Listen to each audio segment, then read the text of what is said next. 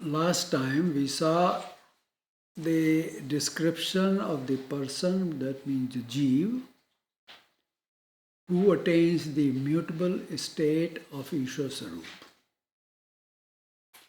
Now Bhagavan tells Arjun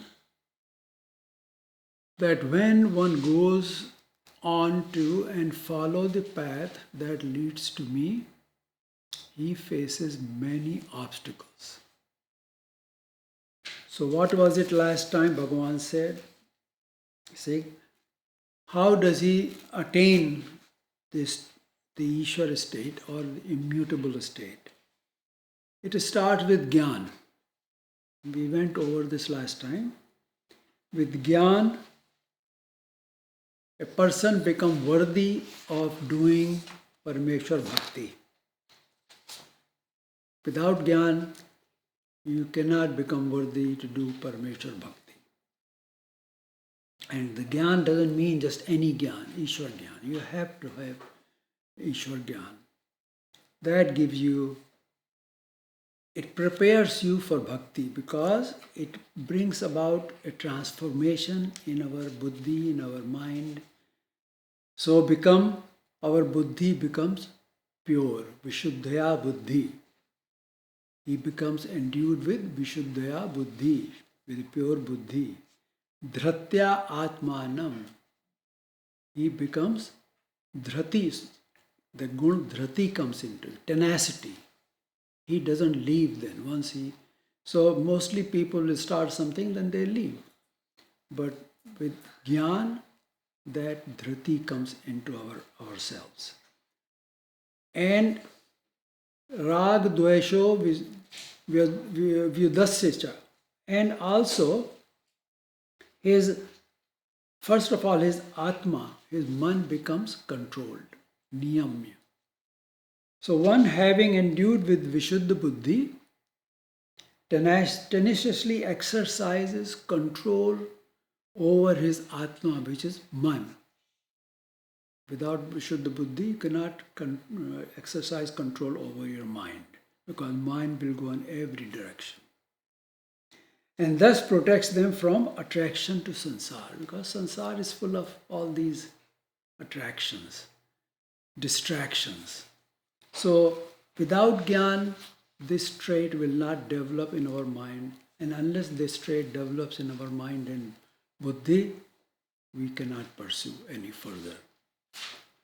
So, having achieved this, what he does, his rag dvesh, he completely destroys rag and dvesh. That's what Vishuddha Buddhi does. No attraction or aversion to anything. And becomes viveki, and he controls his vacha, means his speech, his body. Nobody can even find out from his body language even. And manasa, and he keeps his mind under control. These are the prerequisites. You have to have that in order to get any further on Ishwar Marg. So once you have this through Gyan, then you can go into bhakti, because ultimately it is the bhakti which gets us to meet with Paramatma. Why so? Because bhakti means there is a bhakt and there is a bhajya. They have to be face to face. They have to be together. Unless the bhaj is in front of the bhakt, bhakt cannot do the bhakti. So once Paramatma, Parameshwar Avatar is in front of us, then what will happen? We will be totally cleansed up, and then we will start the process of mukti. Without that, it doesn't happen. So this is what we discussed last time. But when a person goes on this path to control his mind, to purify his buddhi, through practice, lot of obstacles come in his way. What are these obstacles? In the back there is a picture which shows the arrangement of whole creation of this Brahman. So if you look at the picture, the mukti will only take place in this area which is called Karam Bhumi. You have to be there because all the devatas are there. And from there, we have to go across this green, the Maya, and go to Parmeshwar. So every circle represents different group of devatas. And as many births we have gone through, we have accumulated so many karma. And every karma means we are indebted to that devata. We have to pay off the debt. And unless you pay off the debt, devata would not let you get out of his control. So to get out from here all the way there, we have to get through the debt. We have to pay the debt to all the devatas. Now imagine how many debts we got accumulated we had to pay. How can we pay? This is where bhakti comes in. When you do bhakti, what did Arjun do in the very first second chapter? Is Shishyasteham. I am your disciple. I want to be in your sharan, take refuge in you. When you take refuge, what that means really? When you protect somebody, you take refuge of some higher power, that power will protect you. So physically, like a person is Paramatma is standing there, you go behind, he takes you behind him. So now he comes between the Devata and the Jeev. Devata cannot touch Jeev now. Before, Jeev was in the front. He was doing everything what he wanted to do. His mind, whatever his mind told him, he was doing that. Now what happened? After he took refuge in Paramatma, Paramatma takes him behind him and comes in between all the Devata and the Jeev.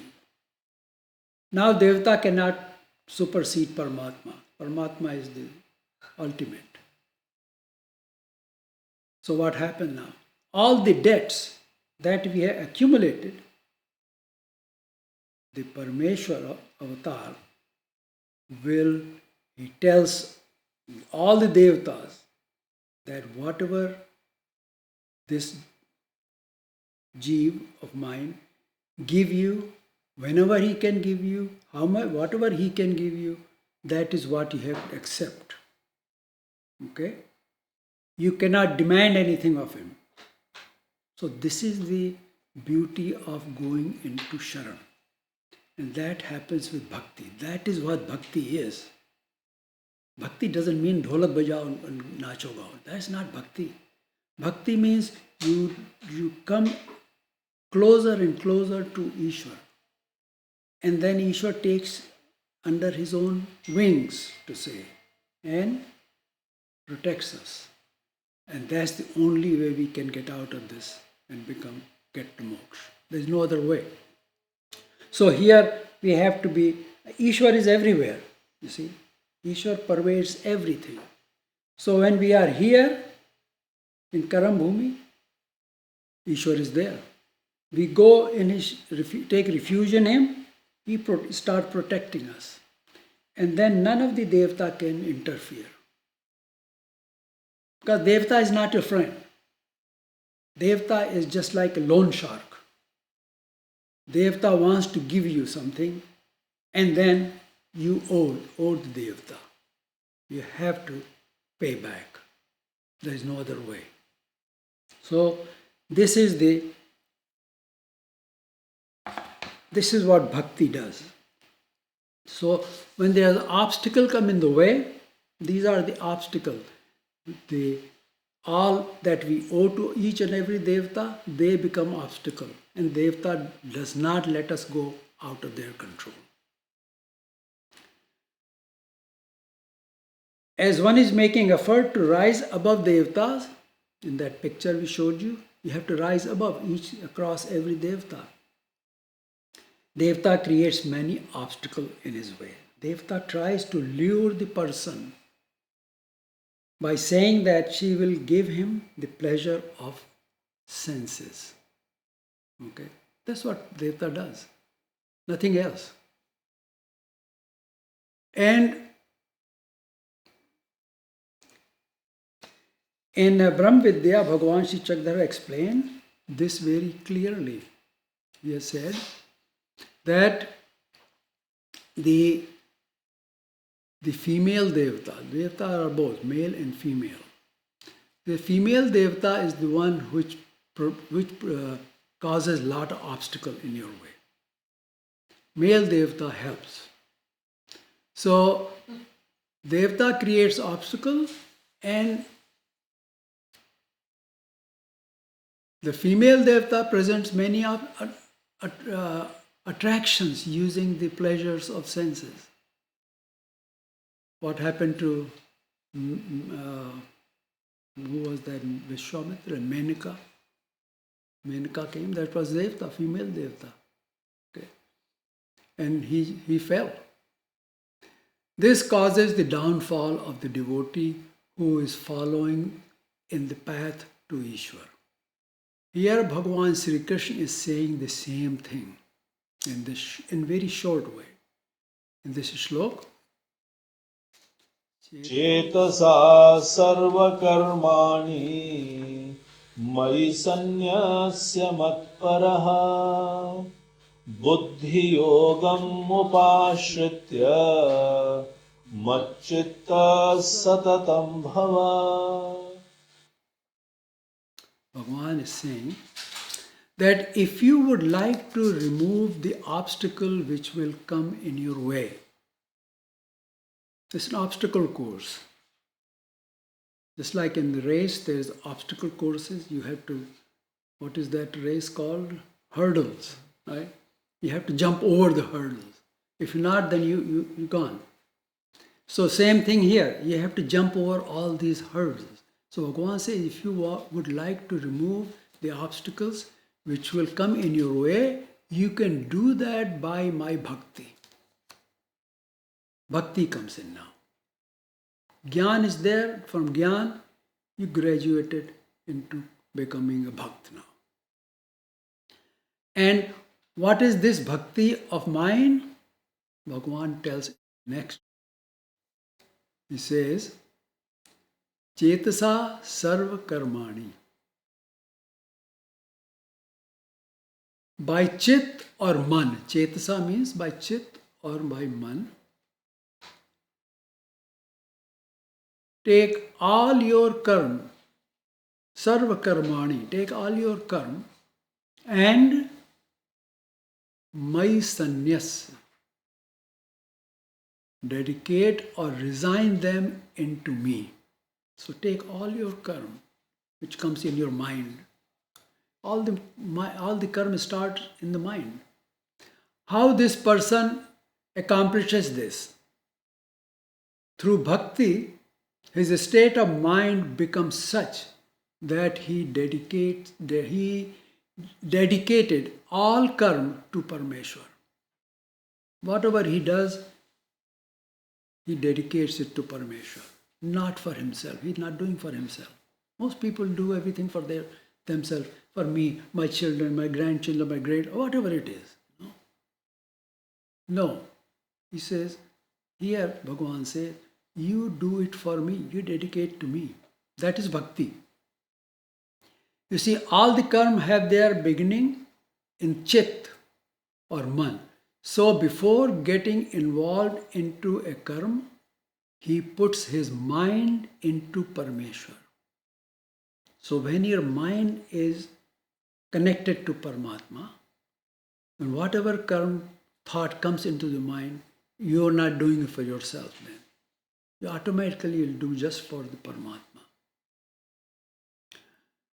and says that, Swami, my Lord, I am doing this for you and in your name and not for me.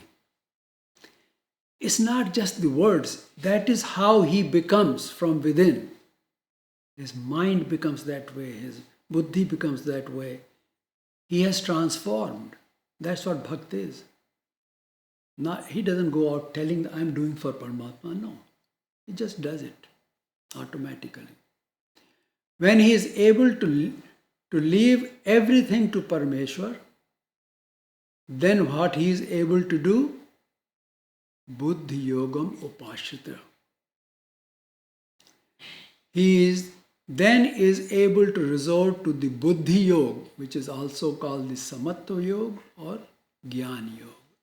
Now we have read about Samatva Yoga. Bhagavan says Samatvam Yoga Uchyate. Right? The second chapter, that's what he said. So this is where he becomes, he can now pursue the Samatva Yoga. When he comes to this stage where his mind and his buddhi is totally transformed as a bhakt to Paramatma, not before that, then he can now pursue the Gyan Yoga or Samatva Yoga. Macchitta satatam bhava. In this way, his chit is constantly remains fixed onto Parameshwar. So he is totally connected with Parameshwar. So Bhagavan is telling Arjun to become like this. When through bhakti one dedicates his chit to Parameshwar, all obstacles get out of his way. Just like we said before, Parameshwar takes right under his wings. Nobody can touch him. No Devata can do anything to him. Because he is Bhakt of Parameshwar. So in the next slok, Bhagavan cautions Arjun about not following this advice of his. Macchitta sarva durgani matprasada tarishyase atha chetvam ahankara nashroshyasi vinangshase. Bhagavan says,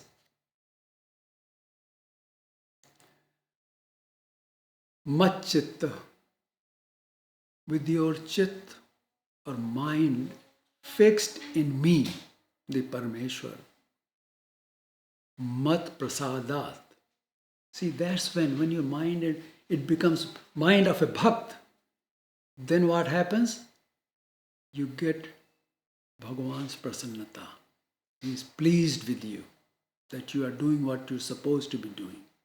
Just like a father, when a son does something exactly what he's supposed to be doing, it makes father happy that yes, he is doing right thing. Same way here.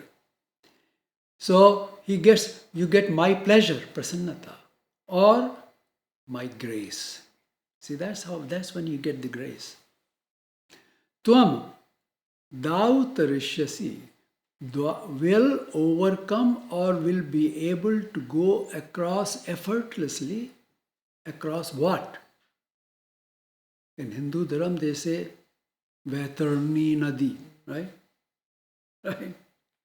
You have to go across the Vaitarni Nadi. So what is Vaitarni Nadi? It's nothing but our accumulated karmas which we have to go across. These are obstacles we have to go across. So here, what you go across effortlessly? Sarva Durgani. All obstacles and problems which may come in your way. Sarva Durgani. The Shabd Durg means a fort. Mostly forts are in the mountains, right? You cannot get there easily. You cannot go into it, break into it. And that is what Durga is. Durga means the one which is very difficult to go to. Okay? Same thing, Durgam, place where you cannot get very easily. So here, Sarva Durgani, all these obstacles which are so difficult to go across, you go right through there. Then what Bhagavan says, Ath, but, Chet, if ahankarat, due to your self-conceit, your ahankar, na shrosasya, thou will not hear me, listen to me, what will happen then to you? Vinakshati. Instead of attaining Shreyas, thou shalt perish. End of story. Bhagavan tells him, you do this, you will go across all the obstacles. You will move towards moksha, towards Shreya. However, if you fail to do that because of your ego, then what will happen?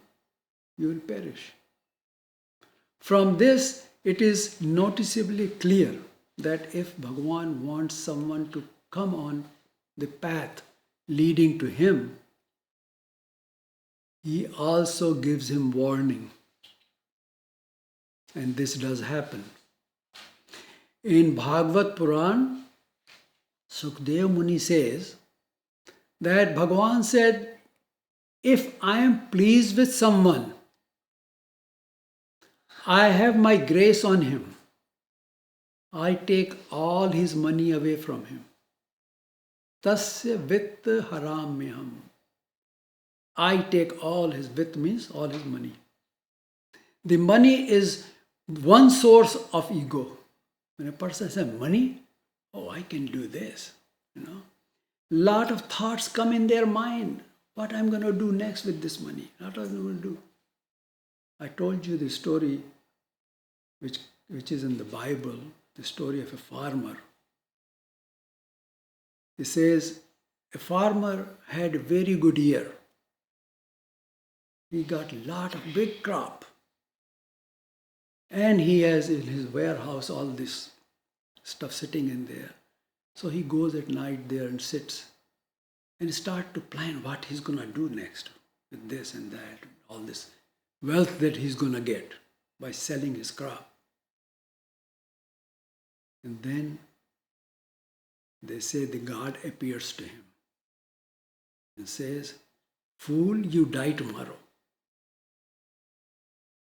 Tomorrow you're going to die. So instead of doing what you're supposed to be doing, you are planning all this because you have so much wealth coming your way. Your ego is telling you, I'm going to do this. It's me. Okay. When that comes into the way, one cannot do bhakti. This ego has to completely disappear. That is what Vishuddha Buddhi is. The buddhi and mind becomes such that ego is not there anymore. It's totally squashed. So, if Bhagavan in Shukdev says, if he still does not follow my advice, then first he took all the money away, he still doesn't follow the advice, then apada shoka kashtam cha. I give him distress, apada. Shok, I give him grief. And kashtam, give him hardship. Make his life miserable. Tasya dukham pade pade. He faces troubles at every step of the way. That's why in bhajan says, not bhajan, this Nanak said, Bhagavan, give me dukh. Because when the dukh is there, I remember you. When there's too much stuff and I'm sukh, I don't remember you then. I'll go with the sukh and enjoying all this thing, wealth and everything. So give me dukh so I can at least remember you. So Bhagavan Sri Chakdar did this to Demaisa. It's actually happened. In the next two shlok, Bhagavan tells Arjun that the power of Prakriti will force you to engage in your Swabhavik karma. So if you don't listen to me, and you don't follow, you don't do my bhakti, you don't want to do what I said, what will happen? The swabhav, which is the Prakriti, is so strong, you cannot overcome Prakriti. What is Prakriti? Prakriti is this Maya, this green. The Maya is controlling everything. You cannot overcome Maya. So you say Prakriti is so powerful, and it will make you do your swabhavik karma. You see, our swabhavik karma are the karma of our own swabhav. What swabhavik karma means? Karma of our own swabhav, which is born with us. Nobody gave it to me. It's born with us. We born with our swabhav. We cannot change people's nature. They will be there for that lifespan. Also, each of our body is unique. There are no two bodies are the same. I don't care what anybody says. Even the identical twins, the body, there is difference. If not morphological, there will be physiological difference.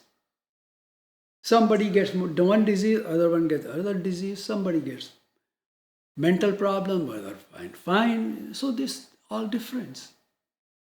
So our body is unique. It is made for us by Devata individually. And that Devata makes us, the Jeev, pervade the entire body. Okay, made body and make us pervade just everywhere. If you pinch someplace and it hurts, that means Jeev is there.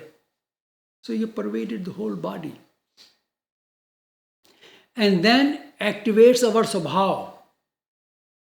So it puts in the body and activates our swabhav, which we call nature. So we'll act according to our swabhav. Now we, the Jeev, start acting according to the swabhav with all the limitations of the body in which we are placed for the duration we call our lifespan. Okay? We call our lifespan. We're going to live. Oh, nobody wants to die. Everybody wants to live 100, 200 years, So, but our lifespan is fixed. The body is made for the lifespan. Devta puts us in the body. We didn't come in here ourselves. We are put in there. That's why when we're born, we are crying, right? So, and then, he triggers the swabhav to act. He activates the swabhav. Now, most of our bodily diseases, people are now finding they are genetic. There is a relation. Okay? DNA has two strands, right? It's intertwined. So what are these two things? If we look at it deeply, one is the Jeev in there, and other one is Sanlagna. Both are one and this. They look alike, and they are intertwined. That's how this Prakriti is with us all the time. It's watching us from within. Every cell has got that Prakriti. That DNA is there. Okay? And they are identical actually. They complement each other. So you cannot escape. The only way out is for Parameshwar Bhakti. Parameshwar supersedes everything. So everybody listens to Parameshwar. Whatever he says, they will do it. And that comes from Bhakti, and Bhakti comes from by Jnana, which purifies us. Jnanana dagdha karmana. Jnana is what purifying agent, the fire which purifies the Jeev, purifies our mind, buddhi. Then and only then we can become worthy of being Paramatma Bhakt. So upon completion of our lifespan, we are removed from this body and taken to the next destination. We have no control over it. Based on what karma were done while we occupied this body, along with other past relevant karma. So we go to next destination based on the karma. All this is controlled by the Prakriti. So Bhagavan cautions Arjuna about the power and abilities of the Prakriti. We are no match to Prakriti. So let's take the next slok, what Bhagavan says to Arjuna. यदहङ्कारमाश्रित्य न योत्स्य इति मन्यसे मिथ्यैष व्यवसायस्ते प्रकृतिस्त्वां नियोक्ष्यते.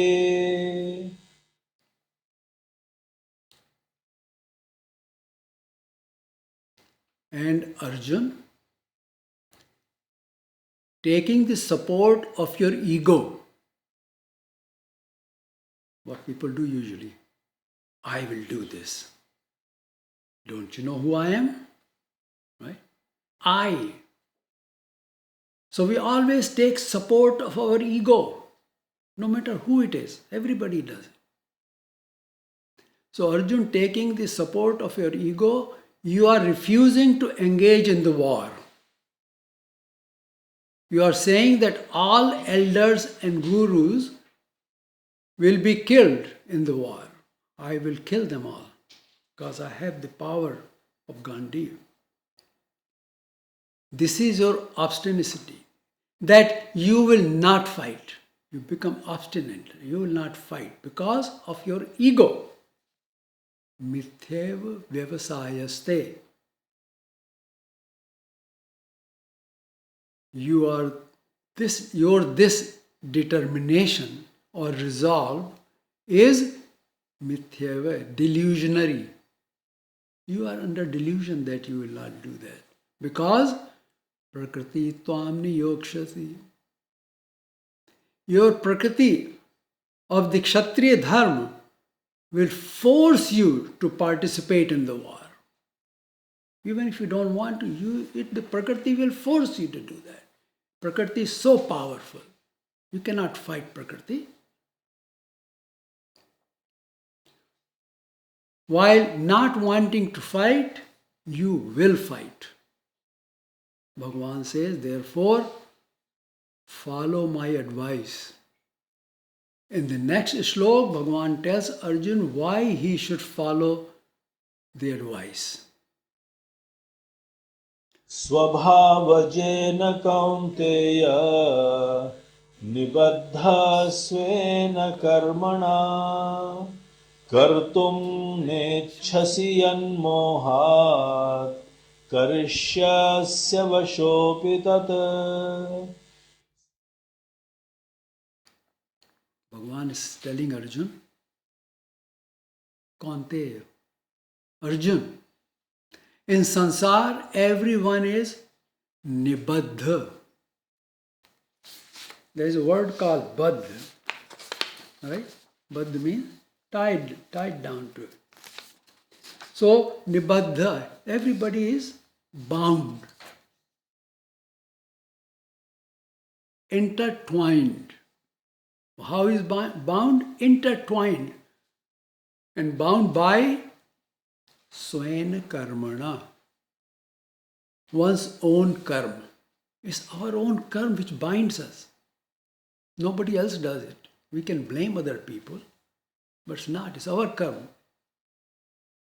What are these karma? They are swabhavajena, born due to their own swabhav. Therefore, kartum na ichhasi yat mohat. Due to delusion that your relatives will be killed.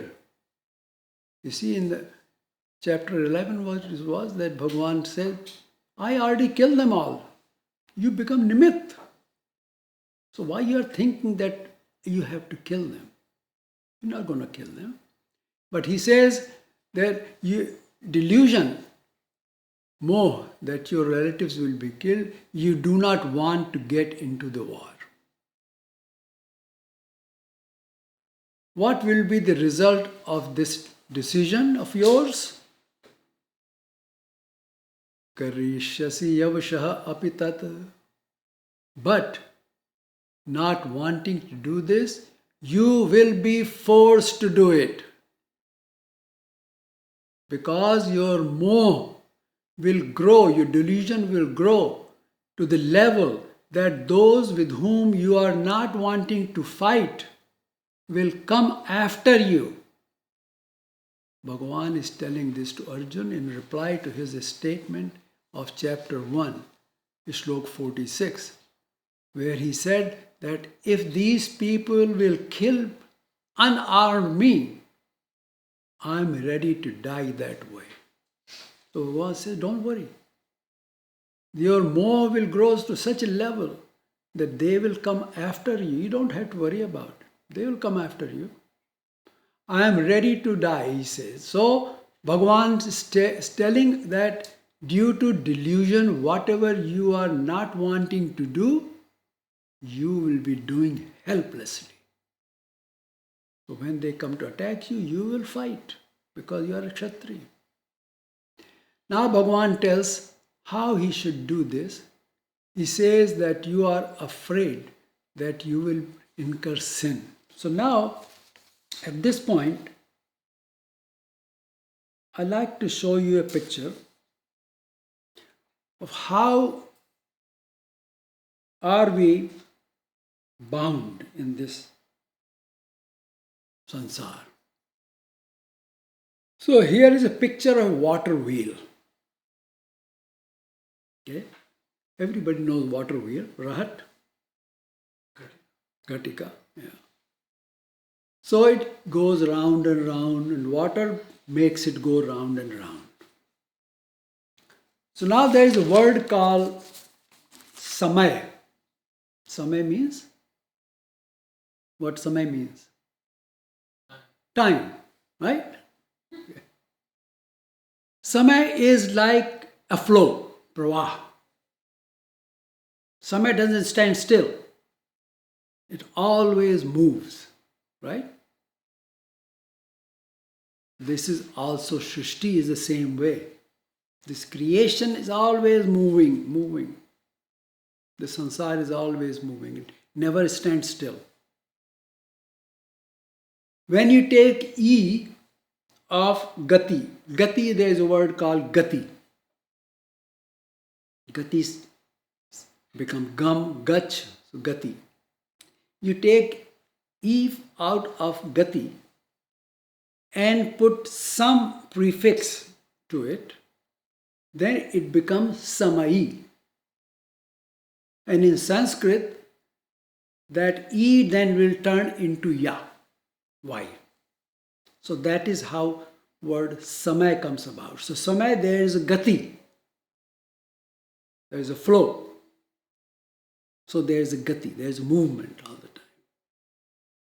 Okay? So sansar is a flow. The flow in this diagram is that of time, the samay. So this water is flowing constantly here. Never stop, just going round and round. Just keep flowing. Then Maya created this yantra, this instrument, the big wheel. And when we do any action, any karma, we automatically get tied to one of these spokes of the wheel. Okay? And now we are going round and round. We go and do the karma phal bhog, then we doing other karma, we keep going round and round. So this is the yantra which Maya has created to run the sansar. And it runs with the flow of time, which here is this water. So as long as water flows, the wheel will go around and round. So that is how. So this will come here a little later. So Bhagavan says, if you are afraid that you will incur sin or pap.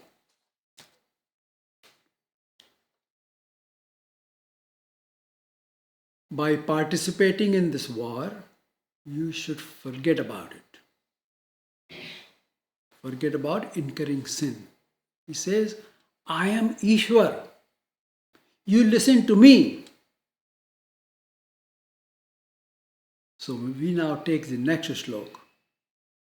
Ishvara sarva ईश्वरः सर्वभूतानां हृद्देशेऽर्जुन तिष्ठति भ्रामयन् सर्वभूतानि यन्त्रारूढानि मायया. So now this is where this diagram comes in. In Sansar, the instrument or the yantra of Maya Shakti is the instrument of karma. Okay? Karma chakra. Right? So, this instrument is for the management and regulation of the activities of the sansar. That is how sansar runs. The instrument of regulation. That's how Maya regulates and controls everything in sansar. It best can be explained by this example of the water wheel, which I just showed you. So what happens? Each one of us do karma and we are mounted onto this wheel. Right? In order to get moksha, we have to dismount from this wheel. As long as you are mounted on the wheel, we will be going round and round. Because wheel is turning. Right? So if we want to get out of this, we have to dismount it. Jump out of it. Now if you jump, where are you going to go? This is where bhakti comes in. Parmeshwar catches you. Once you say, you come to me, I will dismount you from this wheel. You will be free from this sansar chakra, karma chakra. And karma relates to Jeev. So, it is Jeev who performs the karma. So Arjun, Bhagavan says, Yantra Rurari Mayaya. All karma mount on the water wheel like instrument of Maya. Please remember that any karma done in sansar, that is automatically assigned to a devata. It's automatic. It's on automatic drive. Nobody does anything. It just happens. And are etched on Jeev Sarup. So we all have our karma etched on us and we are mounted onto the wheel. Maya sees these marks and when turned to administer the fruit of the action comes on that wheel, Maya conveys that to Devata that it is your turn to give the fruit of the action of this karma to this Jeev, particular Jeev. That's how it happens. So, Yantra Rurari Mayaya. So Bhagavan is telling that all Jeev are mounted on this instrument of Maya and according to their karma, they revolve, go round and round. And this is called Brahman Yantra of Maya. It runs on time, which is, I just showed you, there is a flow of water, is the time. And this thing turns with that flow of water. Bhagavan says Ishwar is situated in the heart of everyone, every prani bhut. So every prani bhut is basically tied to this wheel. But Bhagavan says, I am everywhere. Even if you are tied to this wheel, I am with you there. Okay? I'm always with you. I'm not doing anything because you're doing, you have to suffer the consequence.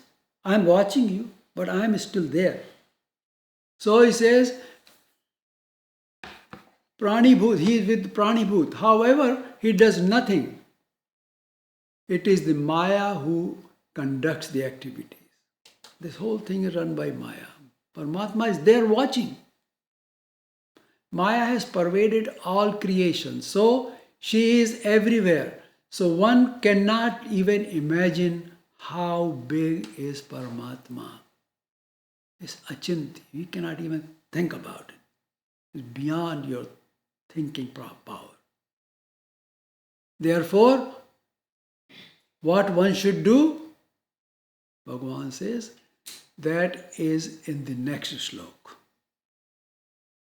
तमेव शरणं गच्छ सर्वभावेन भारत तत्प्रसादात् परां शान्तिं स्थानं प्राप्स्यसि शाश्वतम्.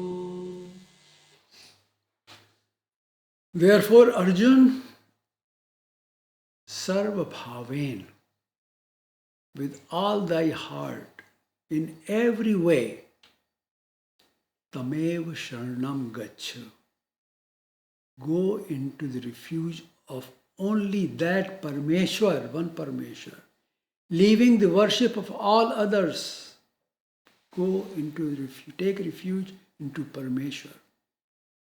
At the feet of that one and only Paramatma, Parameshwar. Devatas are many, many Devatas. He says, leave everything and come to me. Then what will happen? Tat prasadat. Then only by the kripa of the Parameshwar, once you come, take refuge, you will prapyasi. Receive the, what will you get? Param Shantim. Supreme peace. And Sthanam Shashwatam, that eternal abode. Okay? And what is this Param Shanti? Anybody can tell me? What is the Param Shanti? Param Shanti means your mind at total peace. There is no thought process going on in there. What thought process goes on in the mind? About sansar only. Mind can only think about sansar. So there is no thought process going on. The mind is total peace. That's what Param Shanti is. Eternal. Ultimate Shanti. Because he has become Bhakt and he has surrendered himself to Paramatma. Now he doesn't have to think about anything. So his mind becomes Shant, pure, just completely. It becomes peaceful, tranquil.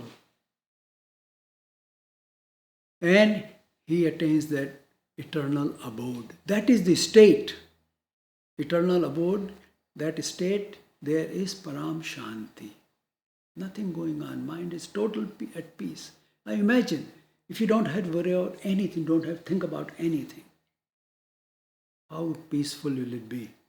But our ego comes in there and would not let us be in the peace. Okay? That's the obstacle which Bhagavan was talking about. And that obstacle can only be overcome by Paramatma Bhakti, nothing else. You will reach the state from where there is no return, Bhagavan says. You see what Bhagavan is saying, that by worshipping others, Shakti, i.e. Devata, there is rebirth, and depending on the karma, the possibility of being sent to hell or even to eternal hell. In the Parameshwar Bhakti, one can get Parameshwar Kripa. By doing Bhakti, get grace, the Kripa. The supreme Shanti and that eternal abode. Having said this, Bhagavan leaves the decision to Arjuna. Why? This must be understood. You see, Ishwar is like Malekar. Malekar is a Marathi word. Is the one who sits or stands on a high platform above all his crop. He watches his crop. In old days, they used to do that. Birds will come, and so he will just take and get the bird out of the way. See? So he is standing there all day long, or sitting there, resting there, watching everything what's going on. And in old days, people used to go by foot. There are no cars or anything. So they'll go by through somebody's farm and just go on across there. So he watches people going everywhere.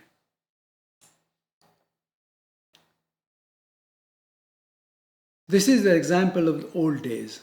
While he does that, he sees all those who travel through or around his farm. He watched that those people who travel through the path passing through the jungle, see, between the farm there are jungles, which is a shortcut. People take shortcut. They were frequently robbed. The robbers hide in jungle. This path was shortcut. However, those who took the clear path, although it was longer, but it was safe. So Ishwar is like that Malekar. He's watching everything that goes on.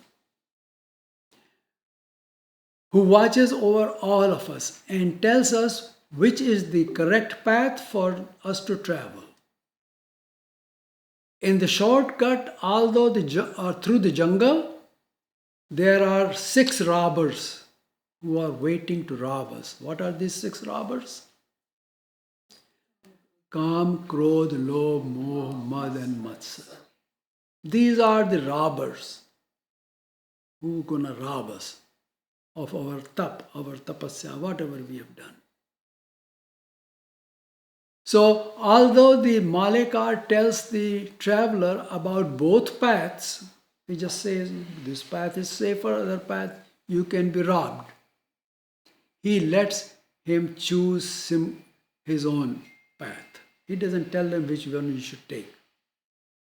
Similarly, Bhagavan told Arjun that I have told you everything. Now you decide. It is you who has to decide, not me. Because you have done the karma. I didn't do any karma. Why should I decide? So in the next slok, Bhagavan tells Arjun,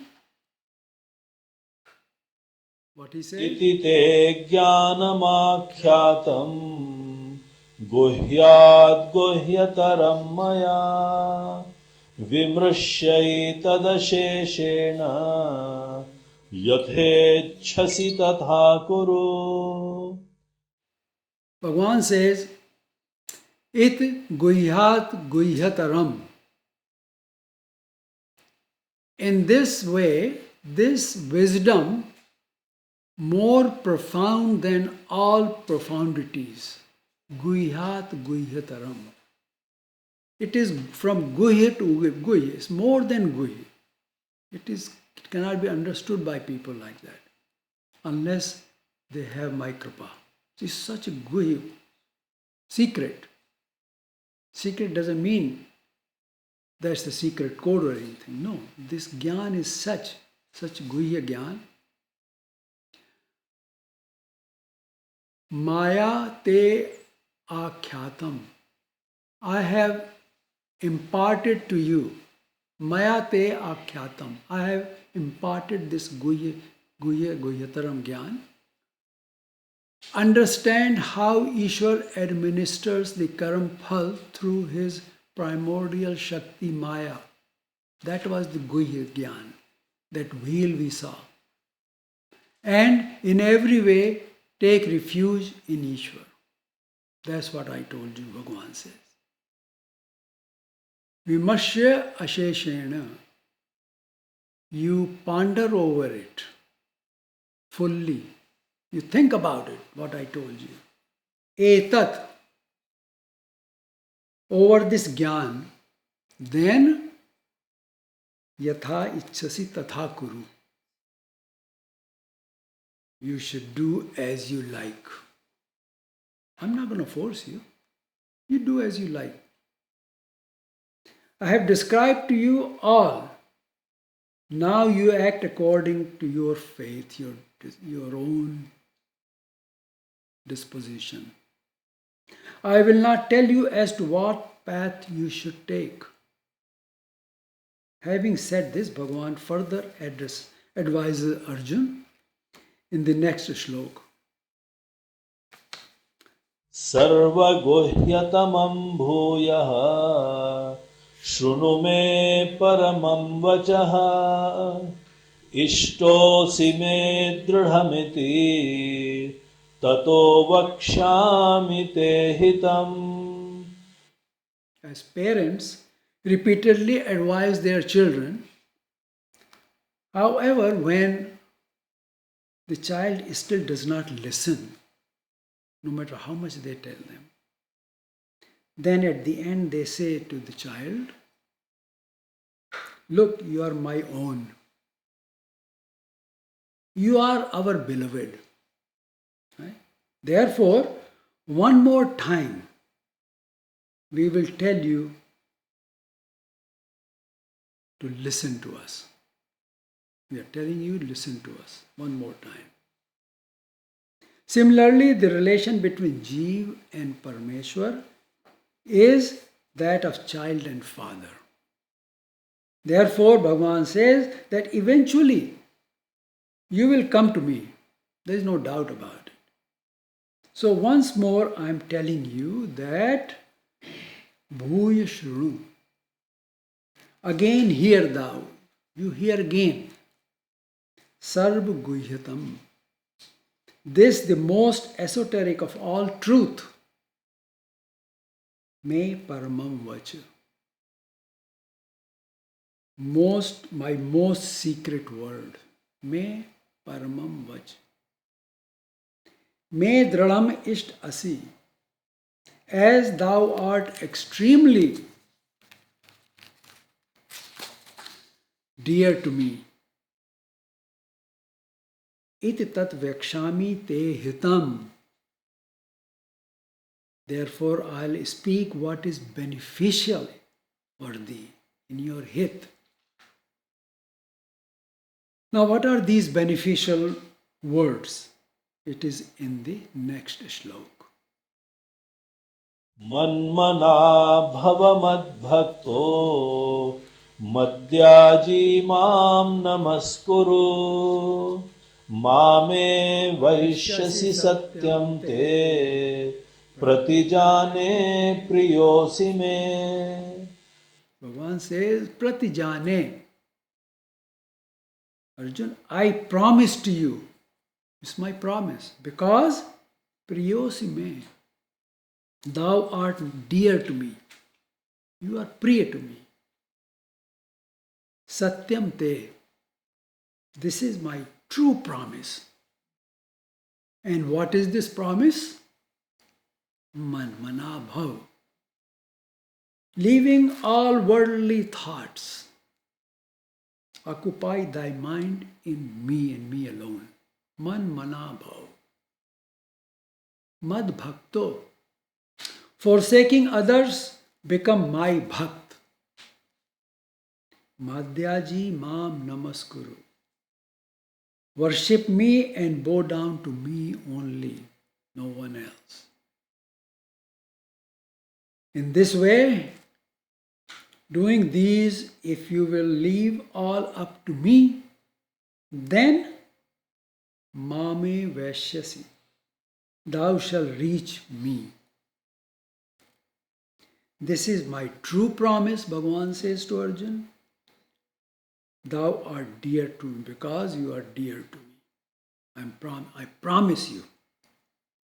And the last advice which Bhagavan gave to Arjun was in next slok. सर्वधर्मान् परित्यज्य मामेकं शरणं Vraj aham tva sarva papebhyo mokshayishyami ma shuchah. Please note here that word dharma does not mean any religion. Here the word dharma means our dutiful action relating to sansar. Whatever we do for in the sansar, that is whatever comes in our mind, dharana. Our preconceived notions. Here Bhagavan is saying, like one will say, listen to me, dropping all reservation of your mind. Have no reservation in your mind. Here he is telling to Arjun to drop all your preconceived ideas.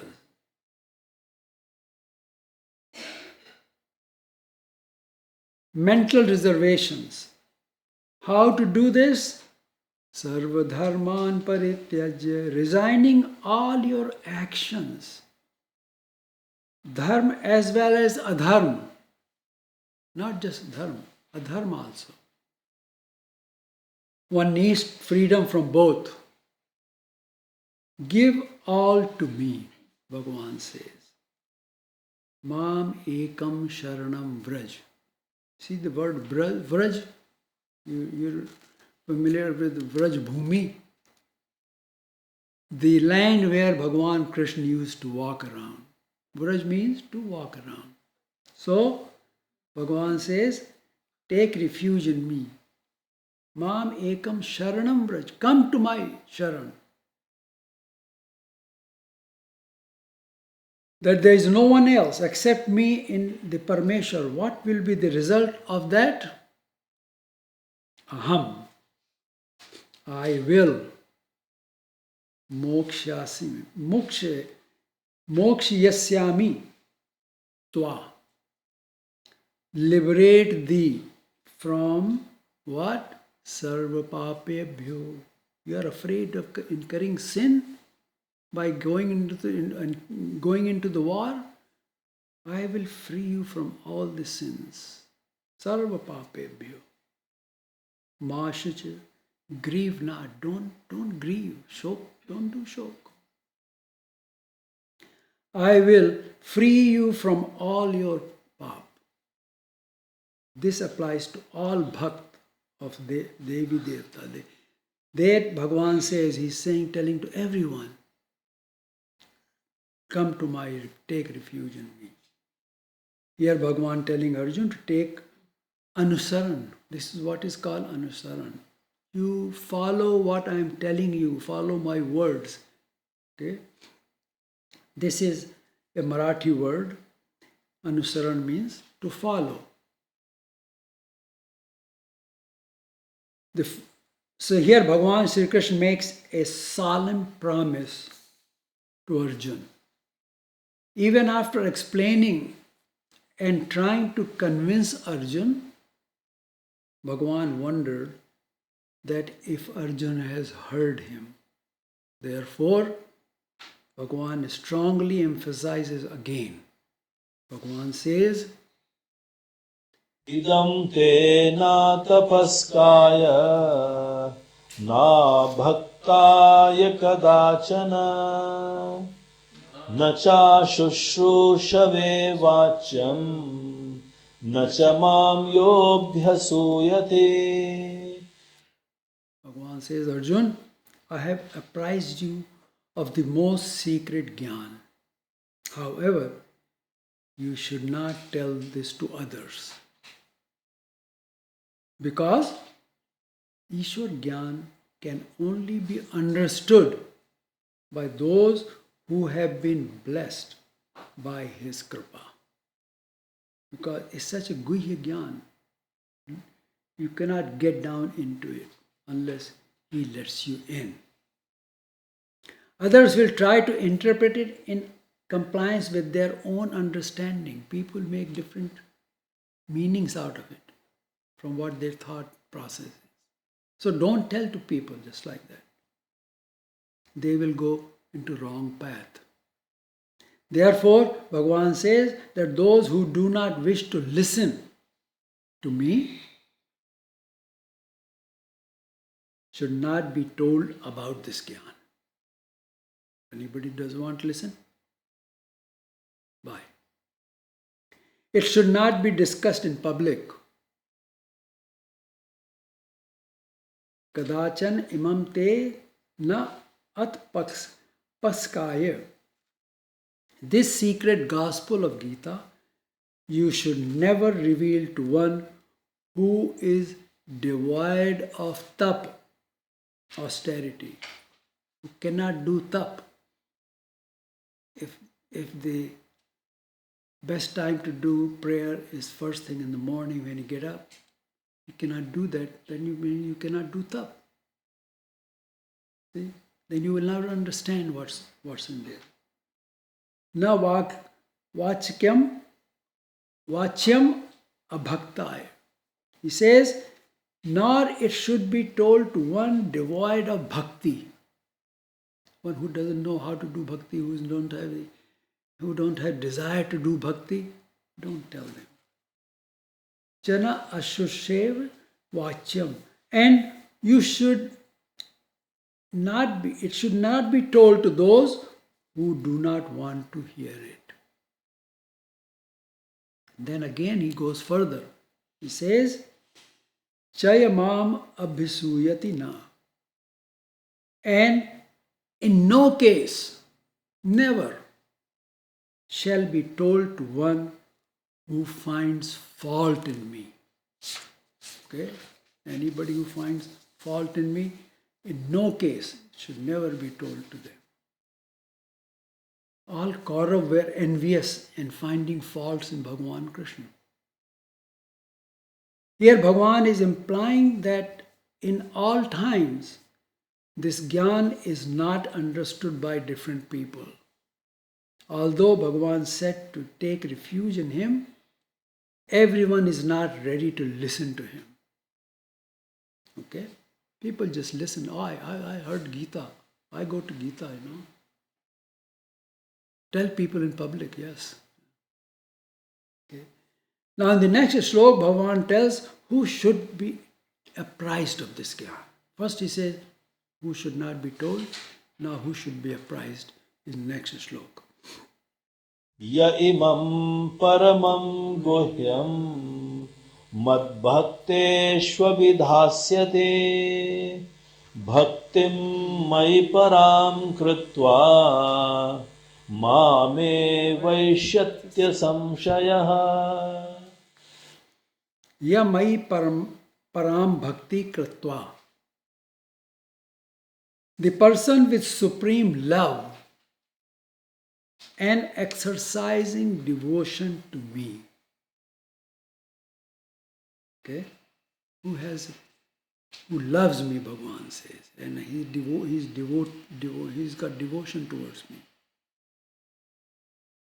Abhidhasyati will teach, the person who has this will teach imam paramam guhyam, this most profound gospel of Gita. Only person who can teach, who has got love towards me and who is devoted to me. He is the only one who can teach. Mad bhakteshu, to my bhakt, he will teach it to my bhakt. Whosoever teaches to my bhakt,